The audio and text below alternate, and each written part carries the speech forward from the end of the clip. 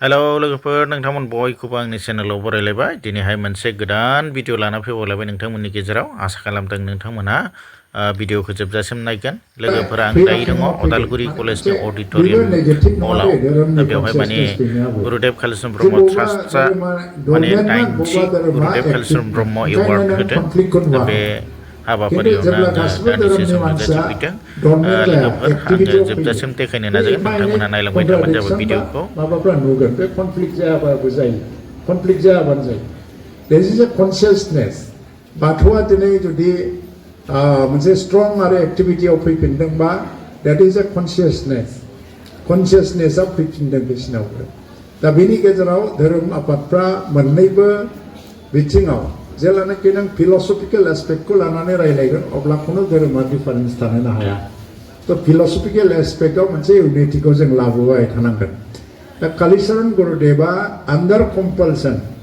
बहुत डिसिसन लानांगोन मानो होनना बुंबा बे समाव बे क्लास 6-7 फरायनानै बे स्कुल गारबाय फरायनो हायाखिसै बर' जातिनि मोनसे समाज संस्कारा लाबोबाय बे समाव बर'फ्रा मा खालामोमोन खेराइ फुजा होयोमोन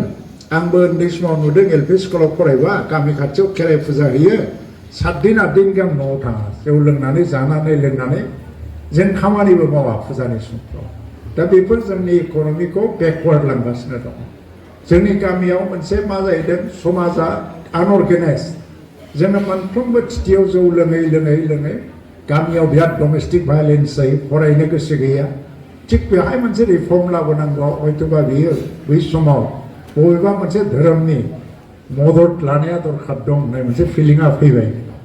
दा बिदिजोंनो मोनसे संस्काराबो फैयाखै नङा फैबाय आरो बे समाव कटन कलेजाव फरायनाय कमल कुमार ब्रह्ममोन बादि मानसियानो मदाराम ब्रह्ममोन बादि मानसियानो कटन कलेजाव फरायनानै हस्टेलाव थायोबा मोनसे थार्ड मेसआव थानो गोनां जायोमोन आरो बिसोरो थारमाने बसुमतारी नार्जारी लिरनायनि थाखायनो एखे डाइनिं हलाव जनानै ओंखाम जानो हाया ओरैबायदि मोनसे मुगैनाय तो बे समाव ओंखायनो ब्रह्म धोरोमनि गेजेरजों ब्रह्म लिरनानै टाइटेलजोंनो जों जाहाथे मुगैजानायनि बोलि जाया तो बे थांखिखौ लानांदोंमोन होननानै आंबो मिथिदों नाथाय मोनसे खोथाया बेनो जे जों जुदि बबेबा इउनिफाइं बा इउनिटिनि मोनसे जों गोरोबनानैबो मोनसे ग्रेट बर' समाज गासैबो धोरोमखौ लानानैनो मोनसे ग्रेट बर' समाज दानांगौनि बेलायाव बबेबा पइन्टफ्राव जोंहा गोरोबलायनांगौनि दरखार दङ बे ख्रिस्टियानानो जाथों बाथौआनो जाथों ब्रह्मआनो जाथों जेरै हमनानै लादो बैसागुआ कमन फेस्टिभेल बेखौ बुंनायाव गोबाङानो मानिनो नागिरामोन नाथाय आङो जेला दुलाराय बर' फरायसा आफादनि आफादगिरि क'क्राझाराव आङो क'क्राझार कलेजनि लांदां फोथाराव मोनसे लांदां बैसागु फालिजेनबाय दुलाराय बर' फरायसा आफादा फालिनाय लोगो लोगो मोनसे सेकुलार अर्गेनाइजेसन बयबो फैबाय ख्रिस्टानाबो फालिफैबाय दिनै ख्रिस्टान मानसियाबो बैसागु फालियो बे कालचारखौ लाखिनायावथ' बयहाबो अबदान थानांगोन खारन धोरोमनि गबसा लांनायखौथ' रावबो फोजोबनो हाया जियानो जाया बेखिनिखौनो आङो बुंबाय आपको बधाई मेरी तरफ से शुभकामना भी है आपका शरीर आपका आने वाले समय ठीक से जाए भगवान से मैं आशीर्वाद मांगता हूँ और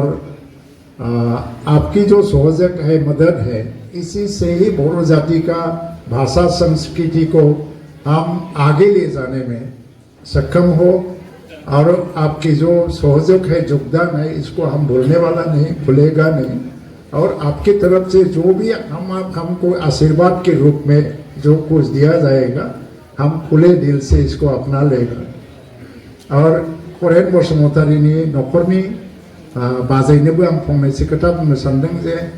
आं उन्दै आंनि भाग्यआ ओरैबायदि मोजांमोन करेन बसुमतारीया जेला एबसुनि प्रेसिडेन्ट जायो आं बबेबा मोनसे आनसलिकनिसो प्रेसिडेन्टमोन बर्थमान आरो बड'फाया जेला प्रेसिडेन्ट जायो करेन बसुमतारीया जेला बिटिएससि चेयारमेन जायो आं क'क्राझार जिल्लानिसो जइन्ट सेक्रेटारि नाथाय आङो मानोबा बै समाव टप लिडारशिपफोरनि मोनसे टिमाव थाफाबाय थानांगौ ओंखायनो करेन बसुमतारीखौबो आङो खुब क्लसलि मिथिबोदों थाफाबोदों जाफाबोदों बेरायबोदों बेबो आंखौ जोबोद मोजाङै मिथियोमोन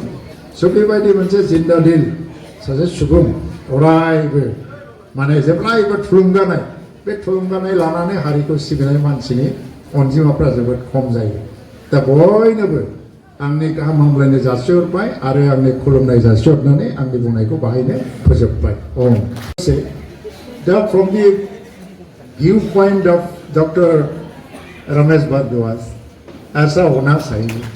क्योंकि आपने जो लिखा किताब इसमें क्या है मानिक कुमार ब्रह्म के व्यू पॉइंट से आपने ट्रांसलेशन किया है अजीत बोरो से या मेरी व्यू पॉइंट से अभी जो लिखने वाला है तो प्रोफेसर रमेश भारद्वाज के व्यू पॉइंट से आप क्या देखते हैं ये लिखने की ज़रूरत है किसी यूनिवर्सिटी को साथ में लेके शायद इसके बाद ही कालीचरण गुरुदेव का जो मान्यता है या सम्मान है पूरा हो सकता है तो आपने जो सुझाव दिया इस तरह का कार्यक्रम गुवाहाटी में भी किया गया है पहले लेकिन दिल्ली में एक बार किया था लेकिन ये इतना शानदार आयोजन नहीं हुआ और आप सबको इन्वॉल्व करने में हम सक्षम नहीं हुआ उस समय लेकिन मैं भी सुझाव दूंगा अभी गुरुदेव कालीचरण ब्रह्म का जो ट्रस्ट है ना अगली बार जो जब इसके बारे में दिल्ली में प्रोग्राम करेगा तब थोड़ा इंक्लूसिवली आपको भी सबको इंक्लूड करके हम प्रोग्राम को ऑर्गेनाइज करना चाहिए क्योंकि नेशनल कैपिटल में जाके हम इस तरह का छोटा सा आयोजन करके प्रोग्राम करके वापस आना ठीक नहीं है तो हमको इस लेवल में भी सोचना होगा जिया न जा दोहाई जहाँ नीलोखंड